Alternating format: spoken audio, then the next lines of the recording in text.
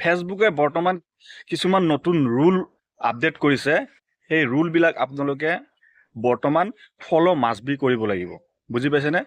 যে স্পামি কণ্টেণ্টৰ ওপৰত ফেচবুকে কঠোৰ মানে ৰুল দি দিছে। স্পামি কণ্টেণ্ট আপোনালোকে আপলোড কৰিব নোৱাৰিব।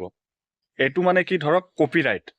আপোনালোকে অৰিজিনেল কণ্টেণ্টৰ ওপৰত কাম কৰক, যে কপিৰাইট নকৰিব। বেলেগৰ ভিডিঅ', বেলেগৰ মানে ফটো ডাউনলোড কৰি আপোনালোকে নিজৰ প্ৰফাইল বা পেজত নিদিব। ধৰক এনেকুৱা কৰে, মই ভিডিঅ' এটা দিছোঁ, সেই ভিডিঅ'টো ধৰক বহুত ভিউজ আহিছে বা লাইক আহিছে, কমেণ্ট আহিছে, সেই ভিডিঅ'টো আপোনালোকে কি কৰে, ডাউনলোড কৰি নিজৰ একাউণ্টত, নিজৰ প্ৰফাইলত, নিজৰ পেজত আপলোড কৰি দিয়ে। আপোনাৰ মোৰ দৰে আৰু 10জনে তেনেকে আপলোড কৰি দিয়ে সেই ভিডিঅ'টো, হয়নে? তেতিয়া কি হয়, এইটোক স্পামি কণ্টেণ্ট বুলি ধৰা হয়। সেইকাৰণে কপিৰাইটৰ পৰা সম্পূৰ্ণ